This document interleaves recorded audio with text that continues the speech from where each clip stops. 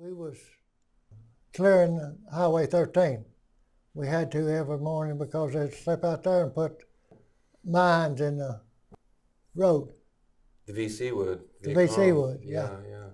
So before the convoys could go north, every day that they was aimed to run, the convoys, we had to clear the road with landmines, landmines. Yeah. And they missed one. Wow. I had to pull over the side of the road, not down through the main part of the road, but the side of the road. Mm-hmm. When I did, I You hit the mine. hit the mine. And you went airborne. I went airborne out of the driver's side. You always do. I mean, if you hit a mine in that thing, because it's sealed, and it shoots the driver right out of the driver's hatch. And what happened to your nose then? Well, it got pretty well knocked off of me, and they put it back on. Did the blast knock you unconscious? Oh yeah, I mean, I was first thing I remember was laying on my belly on a gurney. On a gurney. Uh-huh. So you were unconscious for some time then. They was pushing me down to the hospital to put me back together. So you're driving, and then the next thing you know, you're on a gurney in a hospital. Uh-huh. Wow. I went right out the driver's hatch. Do you know how long you were unconscious? 2 days, 3 days? No. That was one morning, and that evening, I'd done already been operated on. Wow. So they probably sent a Huey out to come get you? Yeah. They sent a Huey out to pick you up? Yeah, it was a medic. Yeah. Now, how long were you in the hospital? How long were you recovering? I was back driving the next week. The next week? Wow. For about month, 2 months, every Thursday, I had a doctor's appointment at Bencat. Mm-hmm. Yeah. I'd get up that morning and I'd go to the runway, mm-hmm. and they'd have my papers there at my runway, and the medic, they would pick me up, and it wasn't about 5 minutes air traveling. Okay. To get where the doctor was. Yeah. So how did the other guys on the APC do when the APC hit the mine? I know they was wounded, but I don't think there was any of them deceased. Okay. Yeah. They was really wounded. They went out then. Maybe to Japan or Guam or but something. But they think they can put you back together and let you serve. Yeah. You're better off. Yeah. They want you to put in as much time. They wanted us to put in as much time out in the field. Yeah. As possible. As you could. For the year. Yeah. But of the crew that was with you on the APC the day it hit the mine, besides from you, only one other came back. And the other guys, you're not sure. I'm not sure. Who is that guy? Well, it looks like a knothead to me. That's me. Yeah. What comes to mind when you look at that photo? Well, I know I had alcohol in me. Yeah? I'll be honest about it. Uh-huh. I think we was fixing to go and set up an ambush. About the only time I had that in my hand was whenever we'd go out and set up an ambush. Set up an ambush. Because I was the driver of that, and generally the driver is what carried that weapon. Okay. That fella right there would put a wall of fire out there. Yeah. Yeah. So you think when this photo was taken, you were heading out to set up an ambush? It's getting late in the evening because of them clouds, the way them clouds look there. The sun's fixing to go down. Okay. Yeah. There's 3 months out of the year that it don't rain. And you talk about a dust pall. Mm. Them trucks headed north, you better have your handkerchief or paper towel or something Mm. to catch the junk out of the air. Because the dust was so thick, kept sitting over your nose. And you're just about, if you're taking care of Highway 13, you better be sitting in the driver's hatch and you better be sitting behind the gun. Why is that? And the rest of them, because they'll put an RPG in you. Yeah. Yeah. The VC will ambush you. Yeah. They ambushed him, came for us. We was down, let's see, there's four APCs to the platoon, 16 to the company. At one time, we was down to 8 APCs that had been wounded or blowed up, or I mean, it was they couldn't maneuver. Oh, I see. Yeah, yeah. So if I understand right, you start out with 16 APCs, but now you're down to 8 because the other 8 have been taken out by RPGs or something like that. Yeah, or they different. The main thing they done, the first thing they done whenever they hit you, they'd put you in. Put them 30 millimeter rounds. So the VC would open up? Yeah, they would duke in things over in wherever you was at. Yeah. With artillery, the 30 millimeter, first. And then if they was close enough, they'd throw hand grenades. I've had hand grenades thrown at me. Yeah. And then when they throw them hand grenades, you better get ready because they're coming. We had Constantina around base camp, Saigon. Saigon, the whole thing was laced around it with wire. Now, that didn't stop them boogers. We knowed they was coming. Mm. They didn't know exactly when and how they was aiming to hit us, but we know we was aiming to get hit. You sit there and you go to looking and you know what's going on and your hide goes to crawling. Mm-hmm. It will. Yeah. It did on me anyway.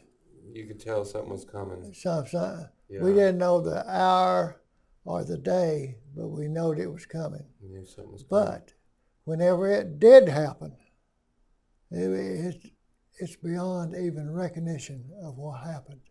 Mm. Were you in Saigon when Tet hit? I really don't know what part of the city it was, but we was on the out perimeter. Oh, okay, so you're outside. And that perimeter went plumb around Saigon. Yeah. Even in the river. When they hit us hard. Well, it was about it settled down. Like they was pulling back. But we went and the first thing we done was set out claymores once more. We set out every claymore we had. Well, in about an hour, it was in the night. Mm-hmm. In about an hour, they put incoming artillery on us. They didn't take us. Yeah. And whenever, all over,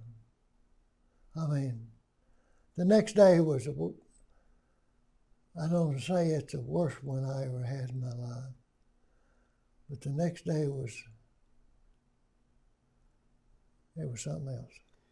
You mean in terms of combat or in terms of the things you saw, or both? I saw what I saw. Yeah. Just the aftermath of the battle. Right. The old saying is that I can say to that what it was. And I wouldn't wish that on any man. It was blood and guts. There's nothing good about one human killing another, either side. I mean, the guy that done it and the guy that had it done to, it didn't change anything. Yeah. Yeah. How long did the combat you were involved in around the Tet Offensive, how long did that go on? Was it like 2 days or 3 days? Really, one day. One day. It started just before midnight. Okay, so just before midnight. And we seen the sun come up the next morning. And when we did, well... That's when you saw what you saw. Wow. That's my problem right today. Yeah. What I done, I just put that in a little corner of my memory. A little one. Yeah. There's things I remember and there's things I don't remember. The good things, yeah. I can sit down and think it out and bring it back. But the bad things, I want it gone. You want it gone. I didn't even want to hear the name. Vietnam? What does that word mean to you? Vietnam? Hell. Hell. Just a little dip in the bucket for hell. And now, before we started, you said that 15 years ago you would not have been willing to have this discussion. Yeah. So, what's happened in the past 15 years that you are willing to, to talk about this? 15 years ago, 20 years ago, I couldn't do this. But I know that I had to go on. And the farther away from it I get and don't have any connections with it, I'm a lot better. Okay? And it's something that I've more or less kept bound up in me. I can now turn it loose. Time changes everything. Sure. We're out S&D and we're... So search and destroy. Yeah. Yeah. We're searching to destroy there. The way that is my APC right there. See them 3 E's turn backwards? Yeah. That's yours. That's mine. That's your APC. That's the one that I was on. I was probably driving that thing when I got shot that one. I mean, when they took that picture? Made that picture for me. Yeah. I figure he was in another APC right off to my left. So here you are, you're in the southern part of South Vietnam. You're north of Saigon, right? You're up in the area north of Saigon, and you're out on a search. Highway 13. Am I sitting in the driver's hatch? No, I'm standing on the back, down where the ammunition is. See, it says 334 right there. Yeah, yeah. Okay, that one blowed. That's the APC that blew up. That's it. Okay. See where he's at now, the gun. See the barrel of that gun is sticking. See, that's a flat jacket laying on the driver's hatch cap. Yeah. To the left right there before you go down the front. That is a flat jacket sitting on the driver's hatch cap. Okay? We didn't move that APC without that being open. Oh, I see, okay. For the simple fact is, if you're in the driver's hatch and that cap is on there and you get hit with a RPG, you're plastered against that sheet metal that thick. Wow. So when the mine hit, that was open because you were rolling, and that's why you went airborne. Boy, that's something. See, it blowed him out of it. I mean, out on the ground, Mm. and it blowed me out on the ground. But I went airborne a lot higher than he did because it was hit on this side. So the fellow on the machine gun there, he was also on that APC when it hit the mine? Yeah. Okay. Now, is he the one who came back? Or is he one of the two that you don't know what happened to him?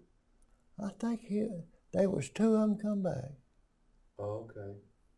There was Maybe me. he's one of them. Well, there was three. I was the third. Yeah, okay. But I come back first. How did that time in the war change you? Well, it learned me what this whole thing mess happened. It makes a man be a man and stand on his own 2 feet.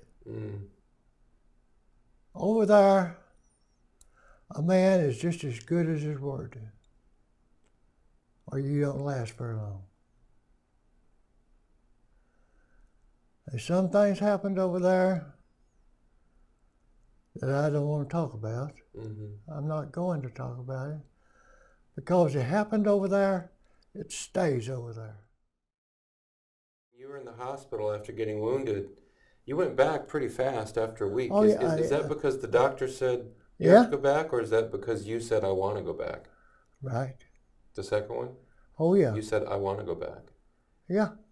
Was that because you felt like you needed to be with the guys? Yeah. Yeah. Them GIs right there went in a foxhole. No. Dug out. Yeah. And they went through that tunnel, and they said it was a hotel down there, and they brought them clothes out of it. So those are Viet Cong clothes they brought out? Them is Viet Cong clothes, every bit of it. But the guys, before we held them up, they said, let us take a bath before you take my picture. Oh, yeah. Them are is guys of my platoon. And I think, I'm not for sure, but I think that's my new APC behind them. Just right behind them. Yeah. Did you bring anything like that home? You know, some veterans brought VC flags and uniforms and things. And did you bring anything home that you remember? Well, I had some stuff to bring home, but I didn't get to bring it. Did they confiscate it from you? Oh, okay. Like a weapon or something like that? I think they wouldn't let you bring weapons home or things like that. Better than a weapon. Oh. Are you able to say what it is, or? Gold teeth. Okay. Yeah. So you had some gold teeth, and an officer found it, or somebody found it and said no deal? I did. Oh, you decided not to bring it home? No. Oh. They took it away from me. Okay. Are you glad they did? Yeah. Yeah, I am. Yeah. One of the gals that come around to us, GIs. Was she American? Huh? Was she American or Australian, or she's an American guy? No, there's three of them. Yeah. They'd show up about once a month sometime. They'd bring us something to use or something. Yeah. Was she Red Cross? Yeah. Okay. Yeah. That's the Red Cross right there. Her talking. Her. Well, and another thing, it shows, it gives the GI a relief, and a little taste of back home. Yeah, kind of someone with the human touch. Yeah. And you can talk to a lady. You can talk to her.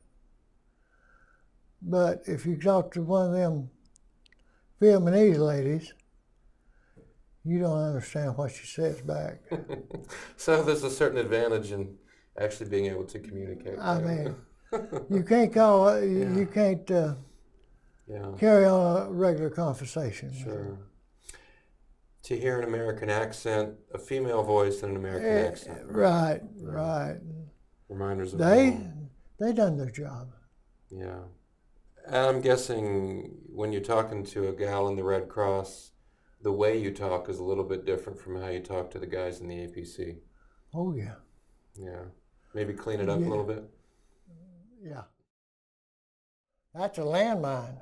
Landmine. VC But, landmine? huh? VC landmine? Uh-huh. Okay. Yeah. That C4 right there is a plastic bag with C4 in it with a fuse and an electric cap. Or it could be a manual cap. Hmm. With that, it all depends. See, he can put that cap in that C4 and at the end of the fuse, put the electric cap in it. Mm-hmm. He can get off out yonder half a mile and pop that Yeah. snap, Mm. and that thing will blow, set that cap off, and see that C4 will detonate that landmine, You're right. Okay. and it'll blow too. And then, I mean, instead of digging it up and taking the chance that it's got a bouncing Betty with it. Yeah. Yeah. So you put some of your explosives down then to take that out. To take out Right. that See, explosive. it's about that far from it. Yeah, I see that. Yeah. They found it and they raked it right. I mean, made sure Mm-hmm. the guys that run the machine made sure it was safe, and they laid that C4 down beside of it, detonate that C4, and then it'll set that landmine off. Mm. Is that the kind of mine that probably took out the APC you were Probably. on? Yeah. Okay.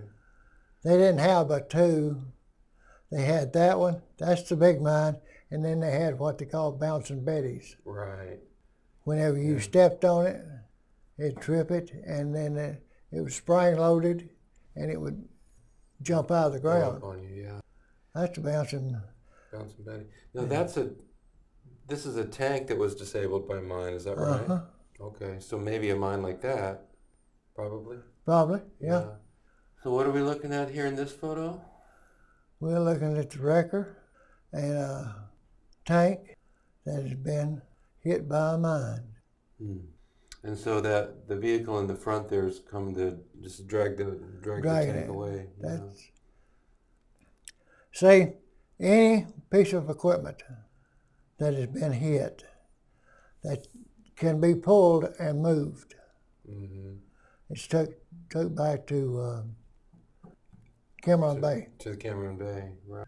So If they can pull it, it's brought back and put on ship back to the States. Yeah. Now, if it's not feasible for it to be pulled and brought back, it is blowed in place. Oh, okay. Make sure the VC don't get a hold of anything. Yeah. And before it's blowed, they put that, it'll melt anything. Like phosphorus or something? Yeah, like that? phosphorus. Okay. Yeah. White phosphorus. Yeah, okay. Okay, they pop one of them, set it on top of the motor, and turn it loose and walk away from it. Yeah. And that engine can, I mean, Sure. it just melts right there. Prevent it from falling into the VC hands, yeah. And if there's ammo on the inside of it or anything, after the white phosphorus goes down, they blow it in place. Mm. And you talk about blowing. Yeah, yeah. There ain't no pieces left. Mm. Now they got us beat with lizards And snakes and snakes. and snakes. And mosquitoes are pretty tough too, I hear. How about the leeches? Did you have any problems with the leeches? Yes, sirree. Yeah. Get out there and a little old. If the water in that, wherever you're at, if that water is brown, Mm. Yeah, Better not set your foot in it, because if you do, you're coming out with something you didn't go in with. Something, yeah. Fire ants. Hey, there's pictures of us out S&Ding in the jungle Search and destroy, yeah. of APCs. Them guys on top of them APCs going through that jungle, they can tell you exactly what them ants is. Yeah. I've seen them jump right off the side of an APC and just go right rolling. Because the ants are in the trees or something like that? Yeah, they're in a ball. Mm. And you get disturbed that, they get wild. And they hurt. Yeah. So not only, I mean, the VC aren't the only enemy. You got the fire ants, the leeches, the snakes, the weather. It's a tough situation. And I mean, if you don't want to be in a mud hole, you better get out of Vietnam. I believe it would do the young people, say just about out of high school and just about college age. This day and time,